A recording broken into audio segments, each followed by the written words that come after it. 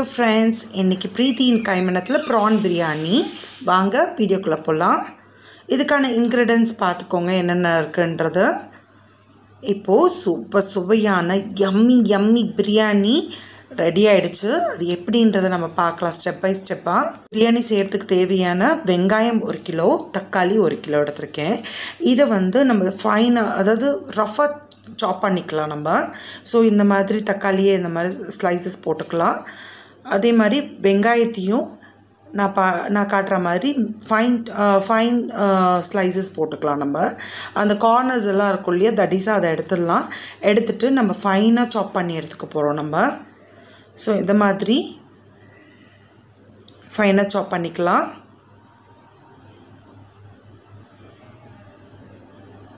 இப்போ இந்த மாதிரி ஃபைனாக சாப் பண்ணுறதுனால உதுத்துக்கிட்டேன்னா நம்ம சீக்கிரமாக ஆனியன் எண்ணெயில் பொடிச்சு வதக்கிடும் சீக்கிரமாக. இப்போது இந்த ஆனியனும் தக்காளியும் இந்த மாதிரி கட் பண்ணி வச்சுருக்கேன் நான். இப்போ என்னென்ன பொருட்கள்ன்றது பார்த்துக்கலாம். இது பாருங்கள், இந்த மாதிரி நம்ம தனித்தனியாக எடுத்துகிட்டு கூட நம்ம வதக்கிக்கலாம், எடுத்து போட்டு வதக்கிக்கலாம் நம்ம. இப்போது பச்சை மிளகா நான் 8 பச்சை மிளகா எடுத்திருக்கேன். இது ப்ரான் 1 கிலோ பெரிய ப்ரானாக இருந்துச்சு. நாங்கள் வாங்குறச்ச 1.5 கிலோ இருந்துச்சு. இப்போ 1 கிலோ ஆயிடுச்சு. இப்போ அதுக்கு தேவையான இன்க்ரிடியன்ஸ் என்னென்ன பட்டை, லவங்கம், கிராம்பு, கல்பாசி, அன்னாசி பூ, அப்புறம் குஜராத்தி மொக்கு, அப்புறம் ஜாதிபத்திரி, சோம்பு, அப்புறம் கிராம்பு, ஏலக்காய், இஞ்சி பூண்டு விழுது, அப்புறம் மிளகாய் தூள், ரெட் சில்லி பவுடர் எடுத்திருக்கேன்.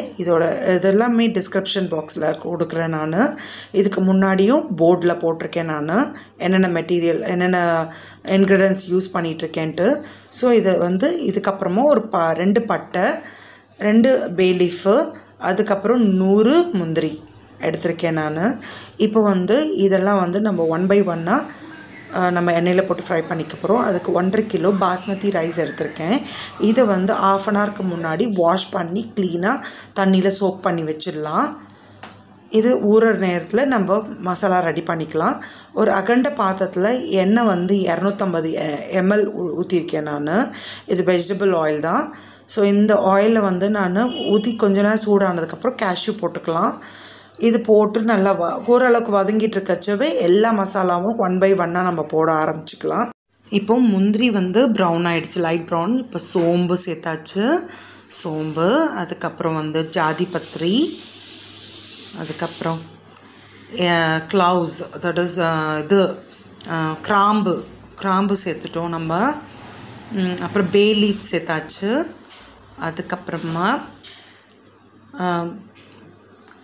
ஆனிசீட், அதாவது ஸ்டார் நட்சத்திரப்பட்டை, அப்புறம் கல்பாசி, குஜராத்தி மொக்கு, அப்புறம் இது பட்டை, அப்போது ஏலக்காய் எல்லாம் சேர்த்தாச்சு. சேர்த்து லைட்டாக அந்த ஸ்மெல் வர வரைக்கும் ஜஸ்ட் சாட் பண்ணலாம். அதுக்கப்புறமா வெங்காயத்தை நம்ம அரிஞ்சு வச்சுருக்கோம் இல்லையா, அந்த வெங்காயத்தை நம்ம சேர்த்துக்கலாம். இப்போ இதை சேர்த்து இப்போது ஆனியன் சேர்த்தாச்சு. இதை கொஞ்சம் ஓரளவுக்கு நல்லா வதங்கட்டும். இப்போது இந்த எண்ணெயில் நல்லா வதங்குற அளவுக்கு, அதாவது ஓரளவுக்கு வதங்கினா போதும், ரொம்ப கோல்டன் ப்ரௌனாக வதங்கணுன்ற அவசியம் இல்லை. அது இன்னும் வேறு மெத்தடில் செய்கிறச்சு நான் அதை காட்டுறேன். இப்போ ஓரளவுக்கு வதங்கட்டும். அதுக்கப்புறமா நம்ம பச்சை மிளகா, நான் 8 பச்சை மிளகா வச்சுருந்தேன் இல்லையா, அதை நான் சேர்த்துக்கிறேன். இதையும் சேர்த்து நம்ம நல்லா வதக்கிக்கலாம். இப்போ வதங்கினதுக்கப்புறமா தக்காளி சேர்த்துக்கிறேன் நான். இப்போ தக்காளி சேர்த்துட்டு இதையும் நல்லா வதங்கட்டும். இது வதங்கிட்டுருக்கு. இது கொஞ்சம் நேரம் ஒரு 2லேருந்து 3 நிமிஷம் வரைக்கும் வதங்கட்டும். இது வதங்கினதுக்கப்புறமா இப்போ என்ன சேர்த்துக்கலாம், நம்ம இஞ்சி பூண்டு விழுது சேர்த்துருக்கேன் நான். இஞ்சி பூண்டு விழுதை நான் அரைச்சி வச்சுருக்கேன். ஒரு 50 கிராம்ஸ் ஜிஞ்சர் கார்லிக் பேஸ்ட்டு.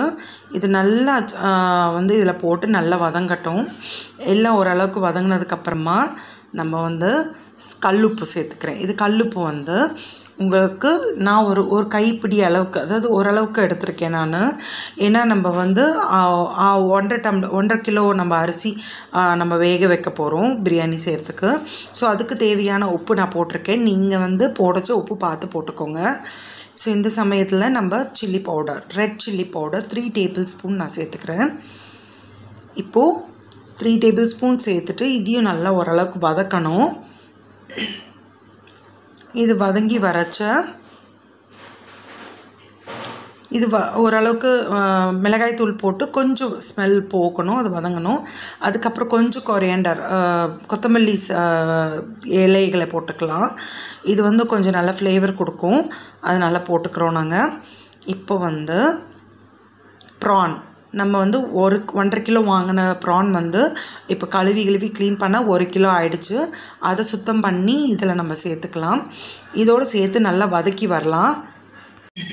இது வதங்கிட்டு இருக்கச்ச இது நல்லா வதங்கட்டும். வதங்கினதுக்கப்புறமா இது கூட லெமன் ஜூஸ் அண்ட் கர்ட் சேர்த்துக்கிறேன். இது வந்து ஓரளவுக்கு ஒரு 5 to 10 minutes வந்து மூடி போட்டு வேக வச்சிடலாம்.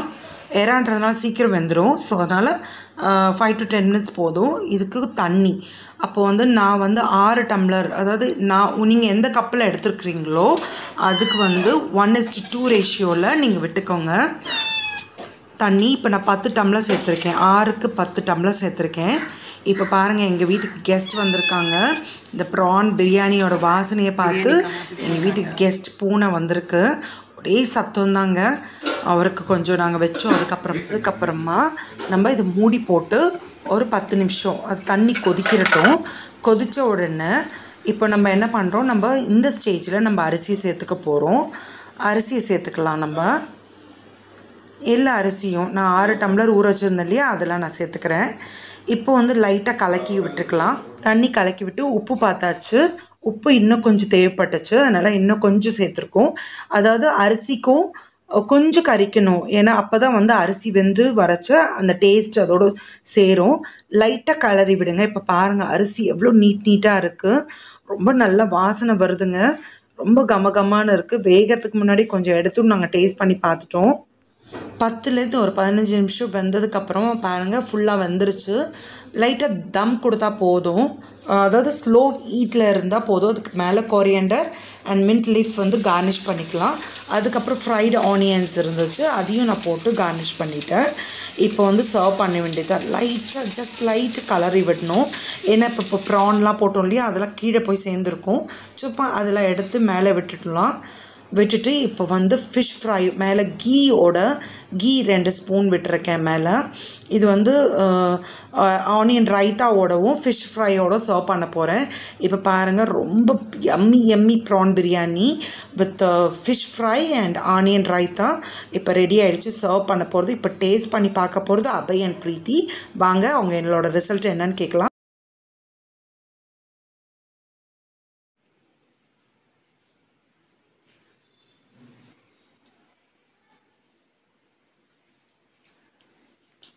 ரொம்ப சூப்பராக இருக்குது. ரொம்ப சூப்பராக இருக்குது. நல்லா ஸ்பைசியாக காரமாக நல்லா டேஸ்ட்டாக இருக்குது. ஸ்பைசியாக இருக்குது. இந்த வீடியோ உங்களுக்கு ரொம்ப பிடிச்சிருந்தா லைக் பண்ணுங்கள், ஷேர் பண்ணுங்கள், மறக்காமல் சப்ஸ்கிரைப் பண்ணுங்கள். இந்த சேனல் உங்களுக்கு பிடிச்சிருந்தா ப்ளீஸ் லைக் பண்ணுங்கள், ஷேர் பண்ணுங்கள், சப்ஸ்கிரைப் பண்ணுங்கள். மறக்காமல் பெல் ஐக்கானை ப்ரெஸ் பண்ணுங்கள். அப்போ தான் நாங்கள் போடுற வீடியோ உங்களுக்கு நோட்டிஃபிகேஷனில் வரும். தேங்க்யூ.